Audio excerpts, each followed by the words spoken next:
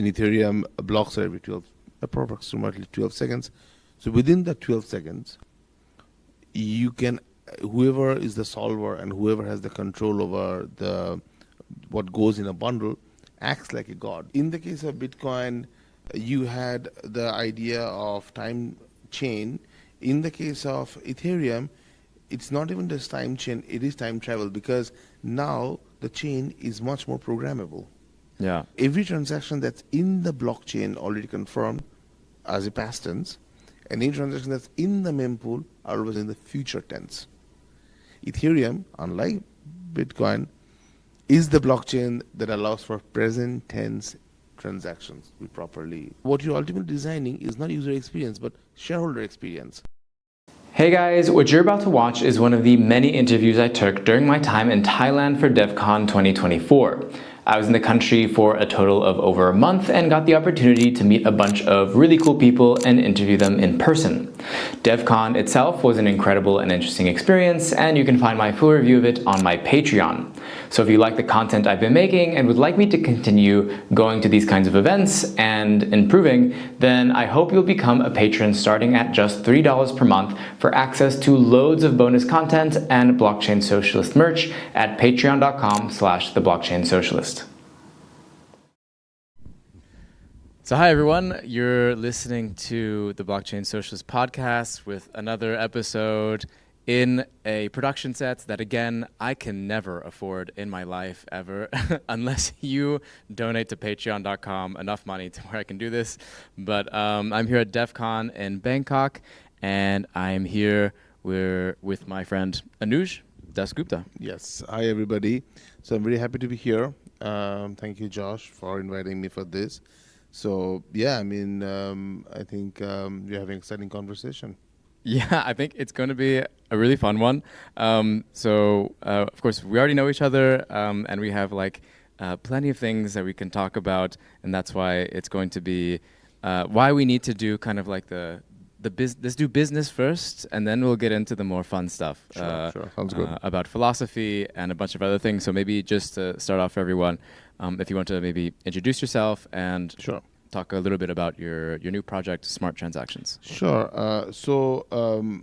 I'm here sharing a project that I founded with Vlad Zamfir. It's called Smart Transactions, and initially started like 3-4 years ago.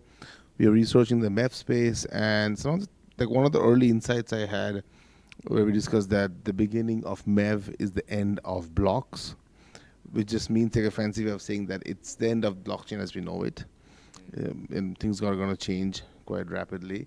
And then this changed, the market structure, the supply chain, everything changed. But through all that, we realized that transactions, when you send on blockchains, are kind of quite straightforward. Like you say, okay, I want to send this ETH to this person, I want to receive this.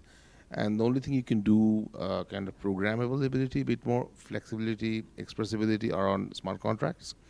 And we realize now that transactions are routed through this intermediate layer called the solvers, maybe transactions from the wallet or from the dApp can add this extra, we can think of it as metadata, saying I want to, for example, I want to give this, I want to swap X with Y, provided the price changes and so on, so provided this person gets it, or kind of escrow, or gets locked in a certain way. These things, solvers can take care of that, can find out the best time to execute that, can find the best price, or whatever conditions you give. So that's smart transactions that are smart enough to find whatever the user has defined in the wallet, in the dApp. And we use a lot of fun stuff like time travel and other kinds of stuff. Yeah. So so you started Smart Transactions with Vlad Zamfir, who is someone, in case people don't know, someone who's been very influential in the Ethereum space, to put it quickly. Did a lot of work on, I believe, the proof of stake consensus and such. Smart transactions. So I know you guys hate this word, but I had a previous conversation with a previous guest, Chris Ghost from Anoma, in which they used the term intense. Yes. Smart transactions sounds like something similar to intense. Yes. Could you unpack that a bit? I mean, you could say that, except that it is not.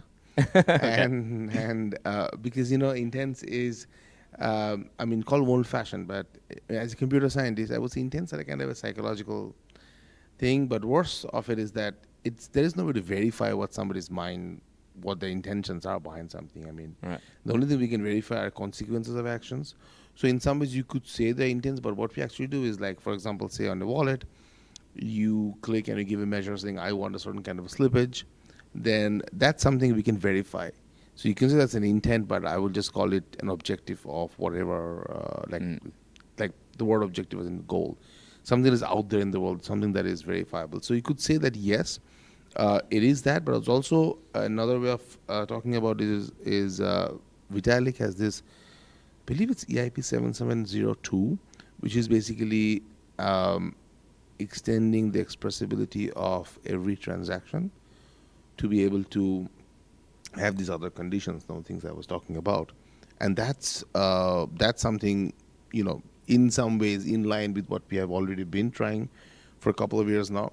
And maybe I'll give you, if I may, let me give a very different metaphor, landscape to like paint the picture a little bit. So right now, if you look at Ethereum, most of the stuff in Ethereum boils down to doing a swap, coin X, coin Y. We have the Uniswap, then we have Uniswap X based on CowSwap. Many other platforms do the same thing.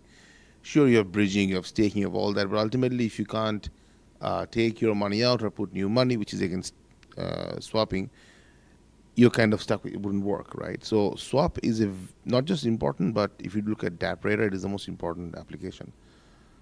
But the thing is, from the case of MEV, most of the solvers who actually are the kind of the underlying engine that kind of runs MEV, searchers or solver, same word. The thing they do essentially is receive transactions from different wallets, and they try to figure out what's the most optimized way to provide the transaction bundle. And what the transactions do, swaps. Like I'm sending ETH, I'm trying to get one, I'm selling something, I'm waiting for a price to happen, be it a limit order, be it whatever it is. We realize that this way of optimizing transactions for the best swap could be extended to other use cases. So because swap is essentially a matching problem. Like I want to sell ETH for DAI, you want to buy DAI for ETH. CowSwap will find out the best pair, and we realize we can do it for not just money or like tokens, but like any kind of like building an Uber on chain, building an Airbnb. It's a matter of matching. Yeah. So like, so already there are a lot of decentralized exchanges that use this kind of system of like you are essentially you're signing a message for basically a swap to happen. Yes. And you're asking for it to fill these certain requirements. Yeah, exactly. And there is a network of, I guess, bots. You could say there are other computers. The solvers are kind of solvers automatically working. Yeah. In which they're trying to make this match happen for you. Yeah. And that if you abstract the action of matching, then that is something that is usable for many different types of things besides matching for swaps. Exactly. I mean, like when we're in Devcon in Bangkok, everybody has been using Grab, and on Grab you can put a request saying I want to have pad thai, and somebody will respond, like a hotel or whatever will respond and saying, okay, we have pad thai, they will send it to you. That's a match again. So between you have it. So it's almost, and it's a joke we say, how CowSwap makes the peer-to-peer connection in some ways between coincidence of wants, like on both sides. What about the want is more than just I want X coin for Y coin, but the real wants, like I want a pad thai, and the other side will respond saying you have a pad thai, I want a ride, others that's an Uber, or whatever is the case. So any marketplace you could think of it, even Telegram, where I want to send a message to Josh, and on the other side somebody could be a broadcast server, Telegram broadcast hosted on their own computer. They could say, I am willing to provide the service of broadcasting the service that you want to send to Josh. So in many ways that you can think of most of the things that we do online, especially things that are kind of social networky, be it Uber, this, that, and the other, as kind of a supply and demand, or rather kind of a ask and bid, the two sides of the matching engine problem. And so that's what Right. We are trying to generalize the matching engine, not just swaps, but any kinds of Right. actions. Yeah. And so the kind of like metaphor that you Yes. guys like to use in all this is time travel. Yes, very much. We're obsessed with time travel. Some people hate it, but I think it's the best metaphor to use. Yeah. Because what happens in MEV is just like you have transactions that are ordered one after the other, but what MEV happened, the ordering of transactions would get manipulated. So somebody wants to sell ETH, and somebody could come before that by buying up enough ETH and changing the price of the ETH. That's front running, or other cases of other kinds of attacks. So if you can change the order of transactions, in some ways you change the way time happens. For example, I was supposed to go before you. Right. Now I'm going after you. Right. So my time was before you. Now my time is after you. So by changing the time or changing the order of transactions, you're essentially changing the time that something will happen. Now, this is not real time travel, as in nobody will use our platform and end up yesterday. Right. That will not happen. But what will happen is somebody will use our transaction and they would be able to make bets based on future that did not happen. So, as an example, say you want to short a trade and you don't even have those coins to short. So you can say, I want to short if I have the coins in the future. And in the future, we will try to make sure that's fulfilled. So in Ethereum, blocks are every approximately 12 seconds. So within the 12 seconds, you can, whoever is the solver and whoever has the control over what goes in a bundle acts like a god, because as long as within the 12 seconds they're able to make up for it and it actually is coherent in terms of there are no problems of causality, what caused what, it's perfectly fine. So you can make these weird transactions where you say do X based on Y and Y will happen later, as long as the later is within the same block. So if in a 12-second block, a transaction that happens in the second can say, do the short if I get so many ETH in the next 5-7 seconds. Within 12 seconds, that's still. Yeah. And within 12 seconds, there's another transaction comes in, which will give this ETH to this other transaction provider. Then, the solver will be like, okay, this makes total sense. They will take these two transactions, put it in a bundle, and send it to be accepted by the block builder and proposer and all that. So this is why it looks like time travel when it's finally submitted and it's on the blockchain. But actually what's happening is kind of shenanigans within those 12 seconds where you can act like God. Right, like time manipulation. Time manipulation, because we have this kind of window of 12 seconds where you're God. Right. I think so. Like now, I'm interested in getting into like the juicier stuff, because I know you're familiar a bit with. I got this from Wasim, which is Al Sindi, which is a friend, and one of the things that he told me once about was like the transition to capitalism it involved like the control of time that elites often through different modes of production were those who controlled time. And so like he told me the story of like the rise of like clock towers, for example, in villages had a lot to do with getting villagers who were used to simply like working the land based on the movement of the sun or whatever else to get to work on time. Because with the increase of industrial production, then it's just easier to coordinate or like more efficient to coordinate workers. Yes. If they all agree that like we're all going to work at like 12 o'clock and now it's 12 o'clock. Yes. And there's some sort of corollary to that I don't really know exactly how to like profess completely when it comes to MEV and like this. I can make it very simple actually. I think so. It's bold claims, which is the blockchain has this whole rhetoric from the beginning. Yeah. Of time trust. Chain. Being a time chain. Yeah. And of trustlessness. They're all connected.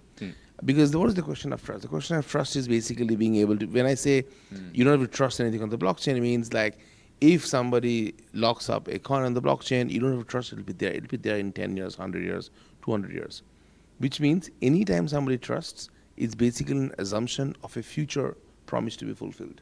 That's what trust is. Every trust is an assumption on the future something to be fulfilled. So when we say on the blockchain, you don't have to trust anything. Like if you lock something in an escrow and you say the price changes, automatically release so and so coins to somebody. And you know if the price changes, the coins will be released. Nobody can stop it. What that does mean? That means that you are making an assumption that you know for sure the guarantee is 100%. So that means the question of trust would not be even a question if in real life we could time travel to that future and always check it. Of course, we cannot do that. Right. When we have something that is trustless, we are essentially saying it is almost like it is allowing you to travel to the future and give you that guarantee.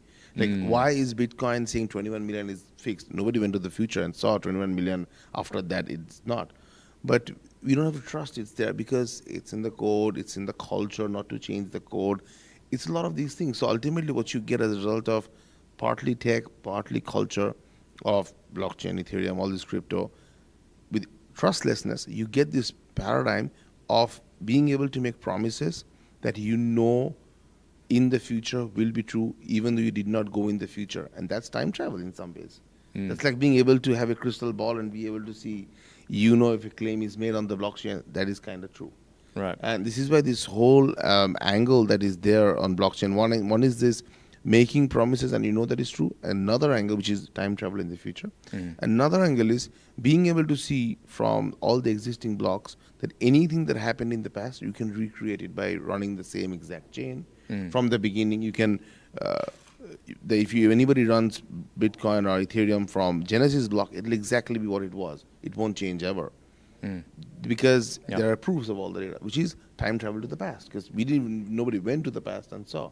So this is why, time chain is actually a way better metaphor in some ways, if you think about it, than blockchain. So I would say what we are doing is in some ways, it's kind of a joke we say of Vlad and I, that time chain is not complete unless you have time travel. Like it's the missing block, because Nakamoto already came up with the time chain, which is the idea that you can almost do virtual time travel to the future because you have that guarantees the future will be exactly that.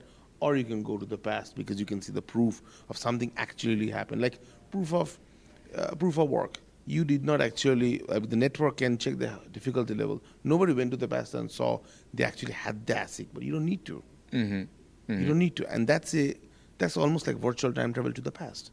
So you have both these time travels in the blockchain. We just call it trustless. But it's actually time travel. It's the same word. Different word, but same essence. Yeah. There's something about definitely the immutability or like the guaranteed nature of like X happening, at least in like core protocol things, is something that I guess in blockchain world is largely, it feels to me framed in very much like an investment logic. Yes. Like it's very much like I'm making the investment because I know that 21 million is the max amount of Bitcoin. And for some reason, that's a part of my like investment thesis or something like that. And so there's like Bitcoin doing time stamping as a very almost like rudimentary form of this. And then like with MEV in Ethereum, that like complicates it a whole lot more, it seems like to me. And the not just, so like God, I think in Bitcoin is maybe the miner who mines the block.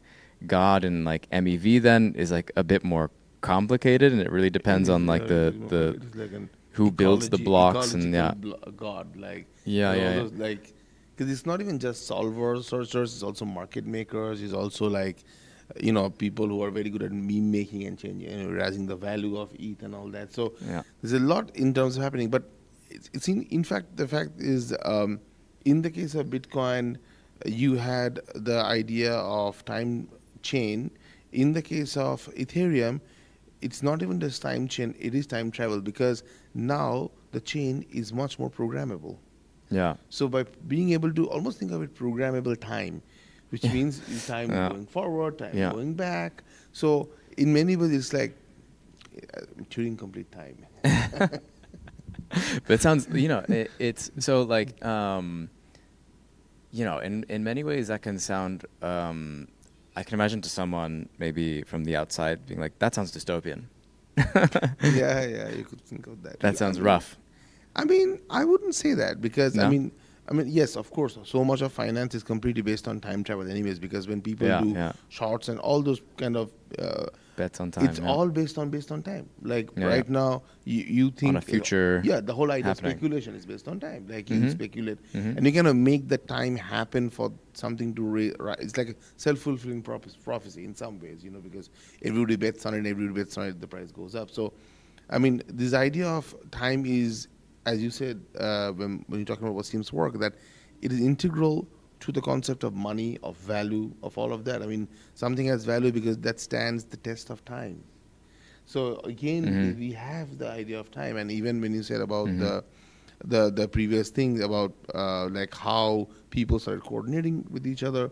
I mean, long story short, one of the claims historians sometimes have is it is the Catholic monks who kind of came up with the rigor and the discipline of eating not when hungry, but based on the time, waking up not when just you want to wake up based on time, going to so this Mm. idea that we just don't eat and nobody questions it when we are hungry, we just automatically entire world gets hungry at 12 in the afternoon.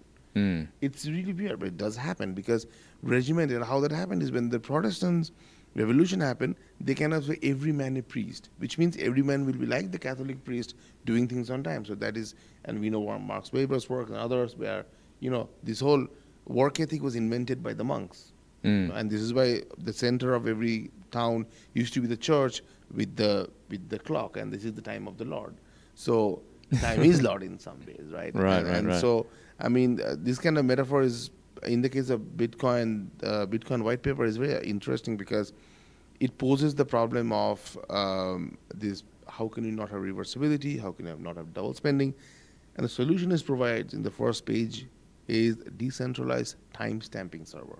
Yeah. And the entire paper is obsessed about time stamping, and so many ways, it's like, I think in every page there is some mention of something to do with time, and even in computer science literature, time and how to have a time that you can agree on between many different processes is the birth of distributed systems, and then decentralization, and then Bitcoin, and then so it is also dystopian, of course. I mean, I couldn't agree more because there's a whole element that precedes crypto from Yeah. extropian online community where, I mean, again, long story short, immutability in some ways was invented to argue that if we die or live and come back, or if you don't even die and we live for 1,000 years, we need a form of value that can stay for good for 1,000 million years. Mm.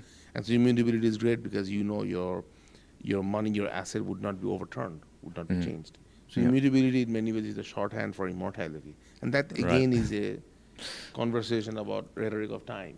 So it is unavoidable. So I would, instead of saying dystopian or utopian, I would say it is programmable. So it's how you program Right. it, sometimes. Yeah. So then, like, there's a question in my mind of like, if if we to and what's coming up to my mind is like to seize the means of production is to seize the means of time.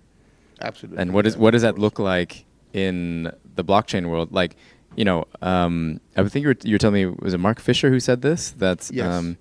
when someone asked him what is communism or something like that, he said it's free time. Exactly. Yeah. And like to me, that's like I think that's a great way. If someone asks you what is it, just say free time.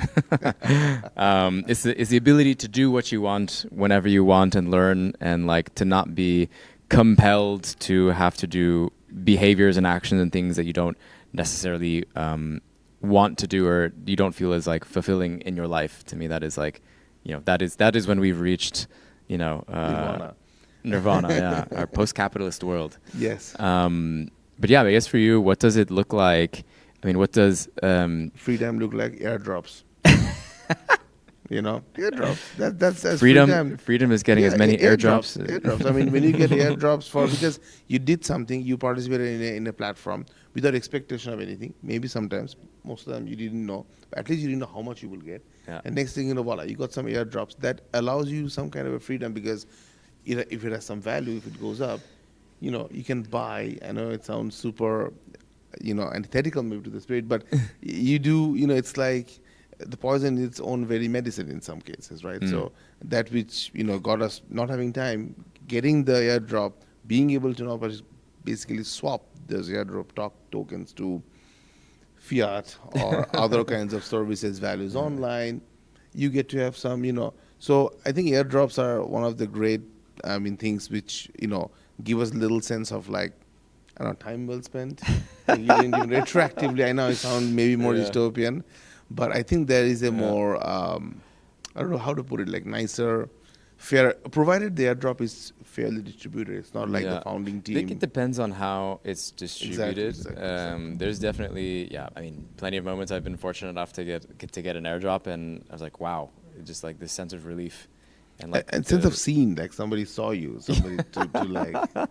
So maybe I'm too romantic about it. If communism is free time and free time is airdrops, communism is airdrops done properly.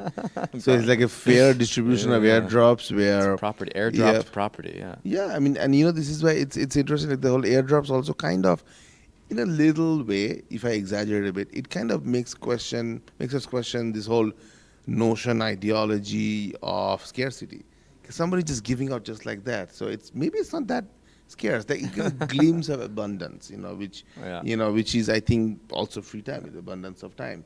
So I think if time is money, as we say in everyday language, I think airdrop is just like, like free time in some ways. I mean, again, how it's done, which stage of the project, how much is the pre-mining thing, are people just like shilling it? Somebody will rug you after that.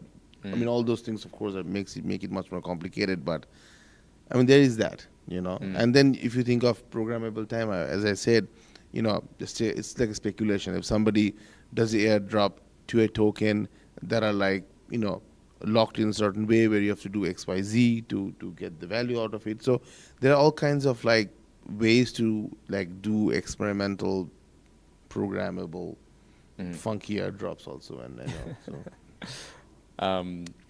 So when it comes to, if we talk about like the mempool, for example, the MEV, do you have any thoughts on what a mempool that values free time looks like?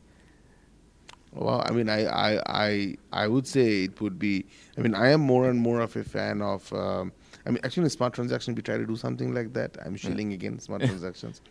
I'm trying to get you to say some of the things that you were saying in the panel earlier. One of these right questions. Exactly. No, because one of the fun things we do in smart transactions is every dApp or wallet, when it sends transactions, we have individualized mempool per every user, and then mempool is on-chain. So it's almost like your mempool is your on-chain wallet. So for example, I send 3-4 transactions that the solver gets. When the solver tries to solve it, it also puts it on-chain. So we kind of blurred the boundary between mempool being off-chain in the memory of each full node or of solver, by making the mempool itself on-chain, which is a weird idea.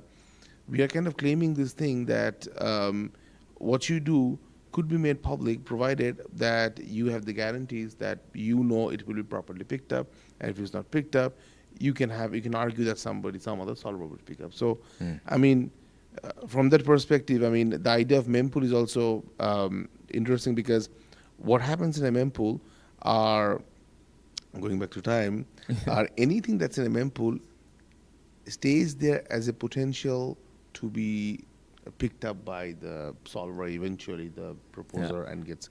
So in many ways, it remains in a kind of a future state.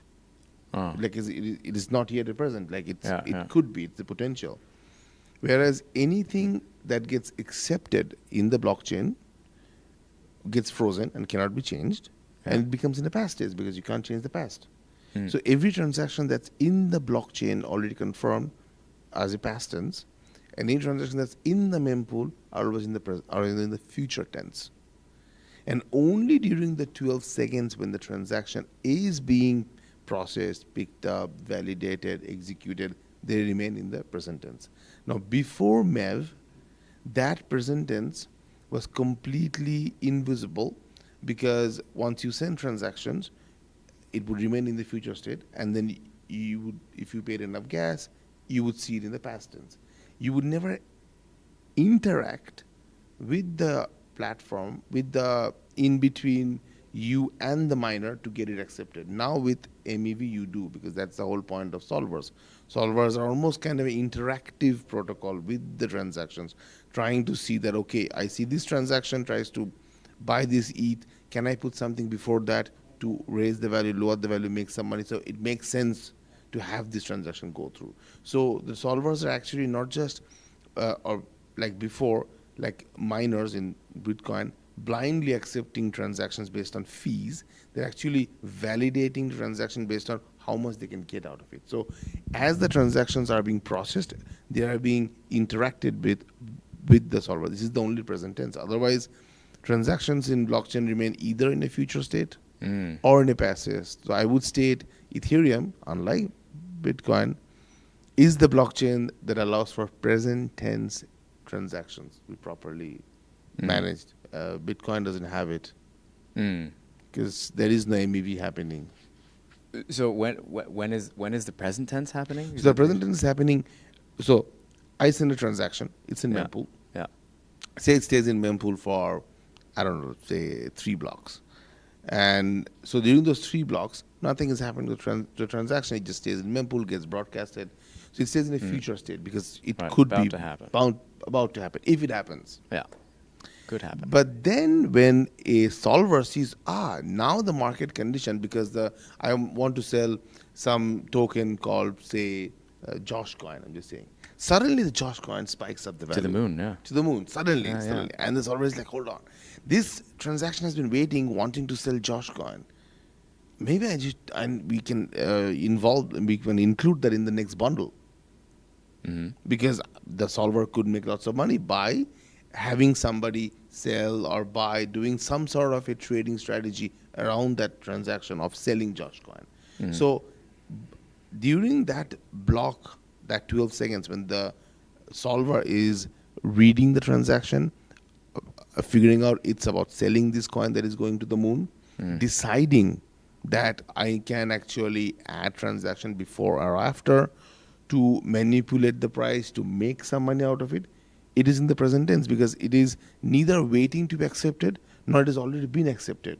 It is in the process of being accepted. Right. Because it's the present is like being. So the solver is processing by being interacting, because before in Bitcoin, either the miner doesn't care about the transaction because the transaction fees are not enough, it's already filled the block, or the transaction is filled and it just picked up and closed. There is no interaction. It's not like seeing what's in the transaction. It doesn't care about it. The fees are the only thing that matters.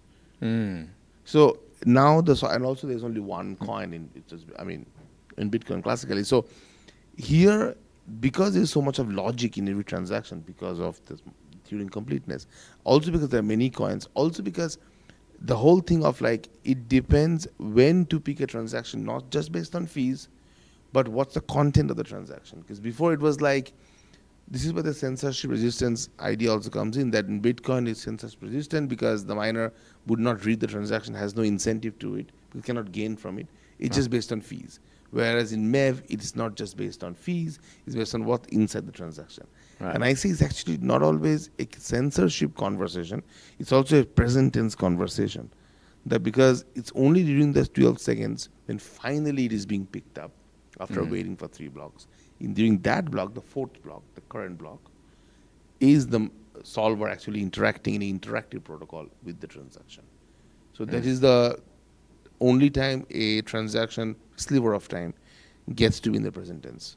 Whereas the sliver is much narrow. It's just about reading the value of the transaction fees, and it is high enough in Bitcoin. So MEV actually opened up this present tense from, so it used to be like only past and then suddenly future, only future mempool and suddenly past. Yeah. And now future and the present and then past. So the present is opening up. So right now MEV is limited to a single block. Right. But if MEV can be extended, many people are trying to multi-block MEV, the present tense becomes multi-block. Wow. So this is again programmable time. Extending the present Extending into the future. future. It sounds like some mindfulness BS. Yeah, I mean that's so like is I guess in your view, I mean I guess not, but like the situation with MEV, is it purely a negative? Not at all, not at all. It's again, Yeah. first, I mean, I don't see A negative, MEV I guess, really, I mean, really like harmful only for the network. like speculative, like purely financial speculative game of like PvP, Yeah, you know, yeah. fighting or I something like wouldn't that. say that because I mean maybe in a kind of a weird twist of I don't know human history, we have always tried to extract the most out of something. So if it's good or For bad, better or that worse. better or worse. So just because somebody's extracting, because the thing is, like looking at extraction as only as a bad thing is not always nuanced because both from the right, politically speaking, and the left. So, for example, the left would say, okay, we are extracting from nature in a way that's bad for the ecology. The right would say we're extracting from nature things that we should not do, like divine law of God. Like we should not do more than what, like, so the conservative appeal, you know. Yeah. So in many ways, we can argue. I'm not saying I'm arguing that anybody who claiming, or some people who are claiming maybe it's a bad idea, they have a conservative approach. Like let's not extract more. Because it's almost like Nakamoto's divine law that you should just look at the transaction fees and this is what it is. So I'm saying that I'm saying neither is right or wrong, but I'm saying that you can critique extraction as a bad thing from both angles. But what matters is how we are extracting, what we are doing with it. And also the other idea is that MEV is usually, if not always, considered an economic problem to be solved, an economic reality. Yeah.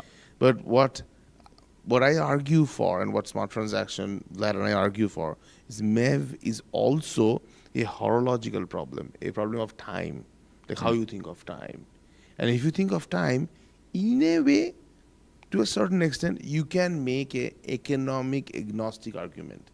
It's about time. Not, of course, time is also about value and money. But to a certain extent, you can talk about time for what it's worth. So, in many ways, I feel like you're giving MEV its own due a little bit. Otherwise, it gets so wrapped up with this economic conversation, then it becomes one directional a bit, the conversation. So, I mean, yeah, so I wouldn't say MEV is a wholly negative or a harmful thing. I mean, in some ways, I would say not MEV is inevitable. I would say extraction is inevitable throughout human history. We have extracted. Like, right when we invented, I don't know, the fire, we realized we can extract much more from fire. Or steam, I mean, we realized it's not, the history of steam is it was invented like so long ago in Turkey or somewhere for like toys, to make toys, this little steam engine toys. Okay. And nobody did anything about it. But then in England, many hundreds of years later, they realized you could extract way more out of that. All right. Is it a bad thing? Sometimes, yeah, people, the harmful effects of, using coil for a steam engine. But it's also, did do a lot of innovation. So I think extraction in general, more than MEV, extraction is kind of inevitable with the human history because that's the human, the spirit. I mean, we're trying to. So how we do it, the politics of it.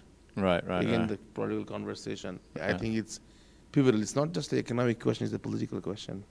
Yeah, of course. I mean, yeah, the sequencing of transactions is becoming political. It's super political. So I mean, you said some things during the panel that I think reference that. You said, transactions of the world unite. Yeah, exactly. Making a transaction union. I think it would. Exactly. That's something more.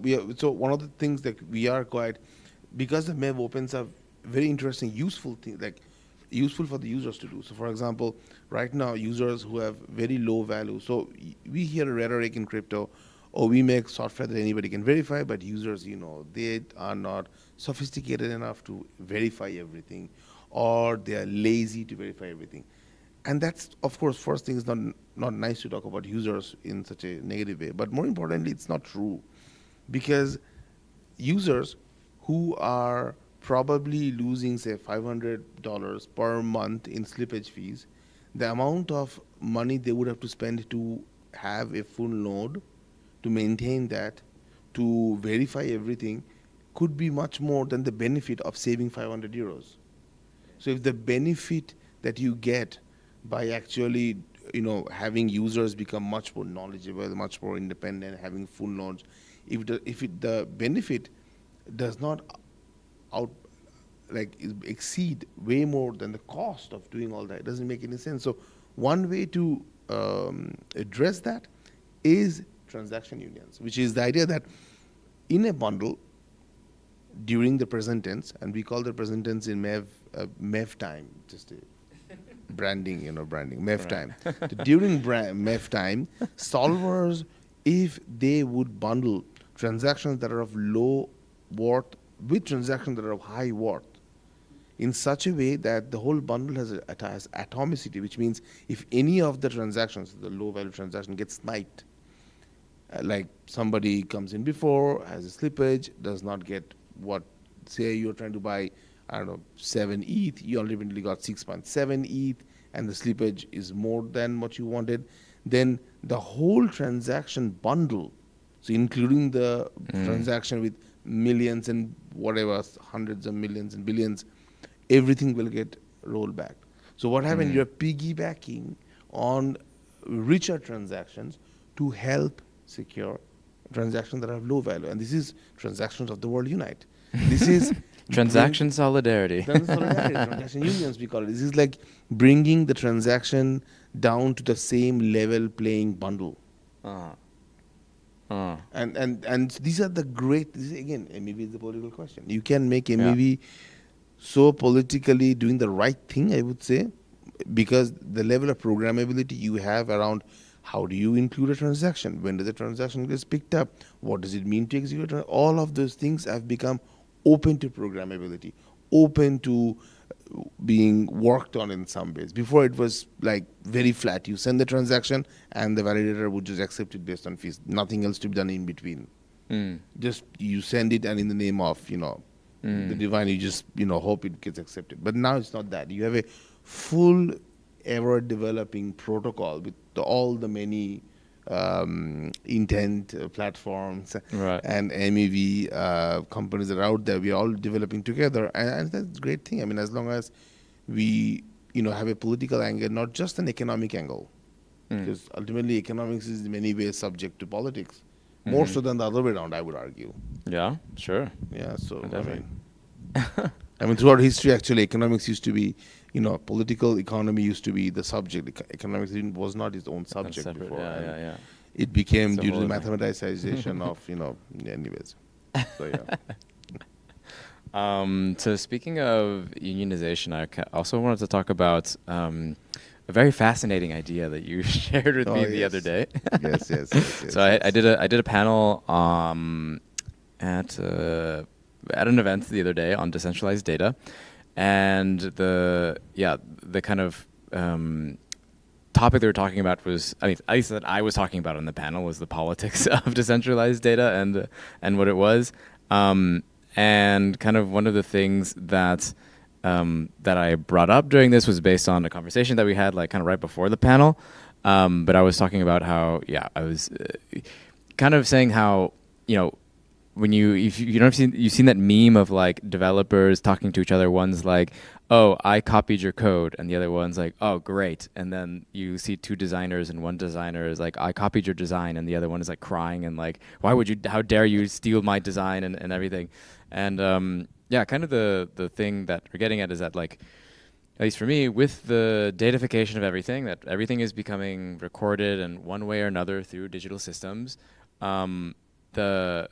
It's not just about data being recorded. It's also about the power to compute what is inside that data and what are the relationships and insights that you can derive from that. So it's not just that Facebook has all this data, it's that they have the computational power to trudge through all of it to build packages of marketing material to sell to, or marketing packages to sell to advertisers. And so in a world with decentralized data storage, then we have this issue, potential issue of it's not even about collecting the data anymore, because the data is there. It's about just who has the power to compute.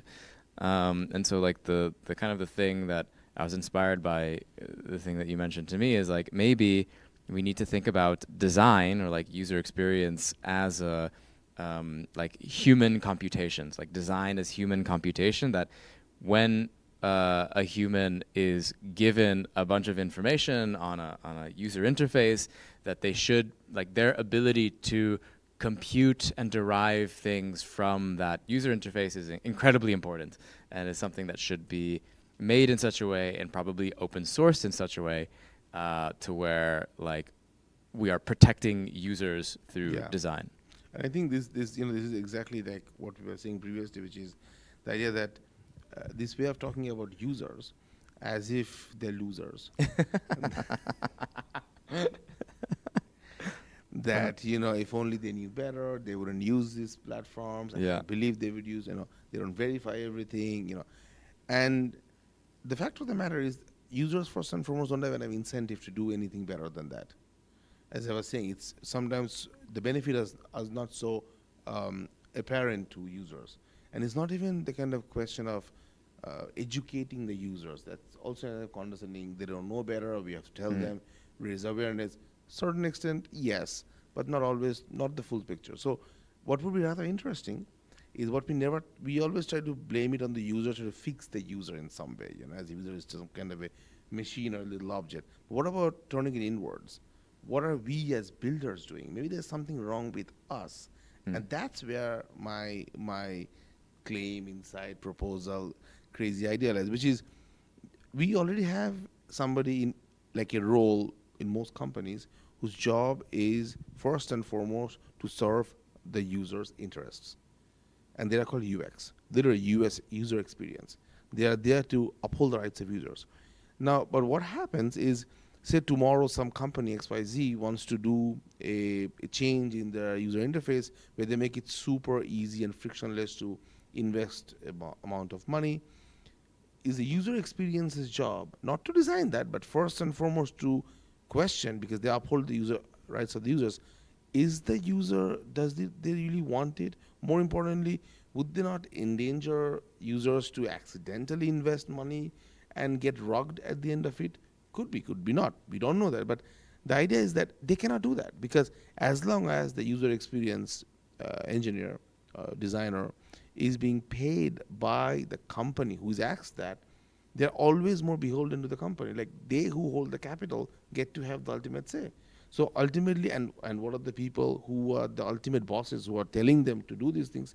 They care about maximizing shareholder value. And that's the point of it. That's great. But what if that is the only way to ultimately get paid as a UX designer and doing your work? Then what you're ultimately designing is not user experience, but shareholder experience. But rather, what would be an ideal world if, and here's the claim, like, we have a DAO that pays all UX designers in the world like a sufficient salary and compensation and everything, and it makes it almost criminal for culturally or whatever for all tech companies to even pay a dime to UX, because you don't want a conflict of interest. It's like you can't pay judges, for taking your case. The state has to do it. It's complicated. So nobody can pay any UX designer. And the UX designer could be like just activists if they need to. Like they would be almost terrorizing the engineering team, the business team, if they ask for a feature upgrade that is not upholding the rights of the users. Instead of saying, oh, users don't know better. If the UX people think users don't know better, then this feature should not be shipped. That they would not do the work. They will strike. And the DAO will take care of it. And DAO will be the only, and I repeat, I don't know if I'm clear, like, they will get zero salary from the company they're working. So every tech company would have to rent these UX designers from the DAO. And they will work for whatever time they work, and they will be like in every meeting and everything, first and foremost, user experience is their work. Users' right maintaining. Second is, okay, you want this feature, will be nice for the software. They don't care about the software. They only care about the user. Then they care about the software. But that is not at all a reality, because they can't afford, and I can't blame the UX designers. Right. What somebody holds the capital. It's a liberating capital. Yeah, I mean, I think that's definitely true. Like, I mean, especially in crypto, I mean, it's kind of sometimes absurd how quickly, capital can move. How quickly you can lose your money in an instant because you accidentally pressed a button, maybe signed a transaction that you were that you didn't, Or you it didn't looks, realize. or they made the user experience so smooth, Yeah, too smooth. so too smooth. There was a problem in the Too 90s where they frictionless. made accounting software that was so easy to use that accountants started making mistakes because it would get them to a mindless state because just Yeah. click and done. This is why Yeah. some friction is good. It depends on the software. Sometimes it's not good. But that's again the UX designer's role, who would never get paid from the company. Yeah, I think that would be that would be a very interesting way to design But a we have in economy. crypto is one of those weird, rare fields in the world. We have a mechanism for that, which is DAOs. Mm-hmm. So if there was a DAO, by the way, my name for DAOs are VCs, I call them, which is venture communists. you know, so if these venture communists funded this kind of a service of designers, the best designers in the world, then we are sure, like if the company that SBF was, FTX. yeah, if all the designers said not gonna do any work, shut down the software, what you gonna do?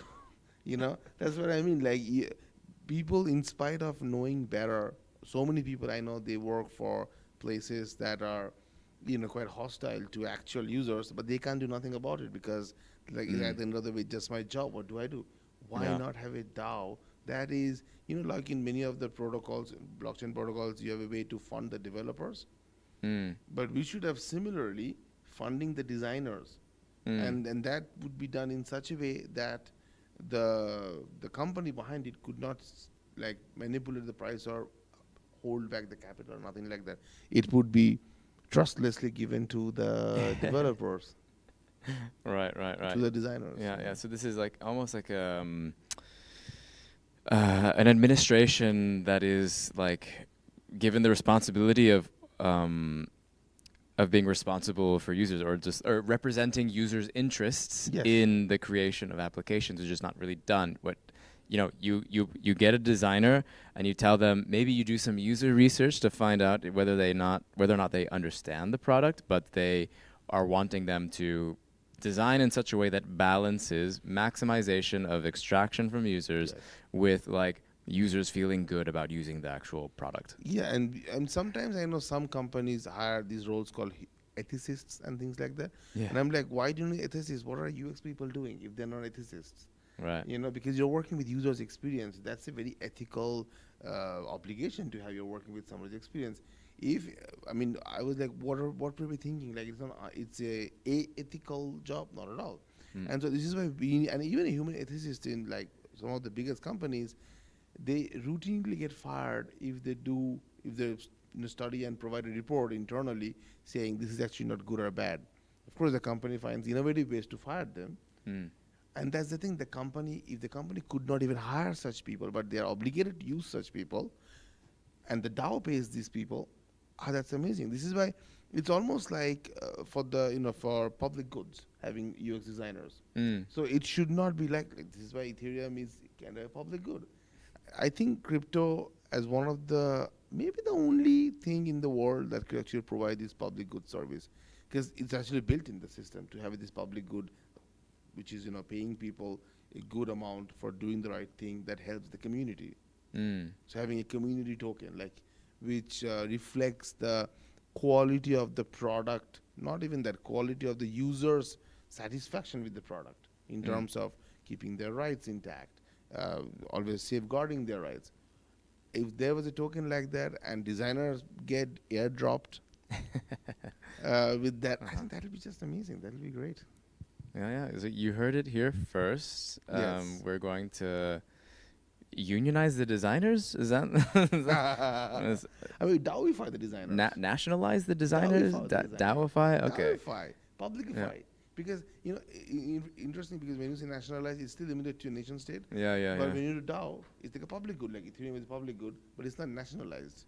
So Right. it's like it's like the only decommodify design. Yeah, Ethereum is not really like a regular commodity or asset. It's like people have been debating what it is really. So it's just, I don't know what it is, but what I know is it defies all kinds of categorization. But what is definitely, it's a public good.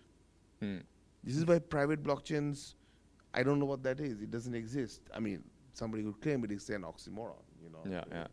It doesn't exist. So I think, crypto being a public infrastructure is the best way to do these kinds of DAOs, where you can DAOify all kinds of public utilities that should not be privatized, where the capital is held by a few people who get to dictate, and of course we'll have conflict of interest in this case. Right. And design is just one thing that I'm passionate about, but if somebody else in the audience can think of something and write about it or tweet about it, more power to them. Yeah. More airdrops to them. Yeah. One of my favorite hot takes, I think. I remember when you were telling it to someone else, and they were a bit dumbfounded. Yeah. Different way of thinking about it. That's true. Yeah. Well, I really appreciate you taking the time to come on and share your wisdom and philosophy with us. Thank you. I'm very happy to be here, and you can check out my work at stxn.io, which is our website. We have a white paper called MEVolution, as a kind of a MEV and evolution, but it's actually about revolution, which we are here for. And and just generally online you can find my stuff. Cool. Thank you very much, Josh, Awesome. for this wonderful interview. Yeah, thank you. Thank you. Appreciate it.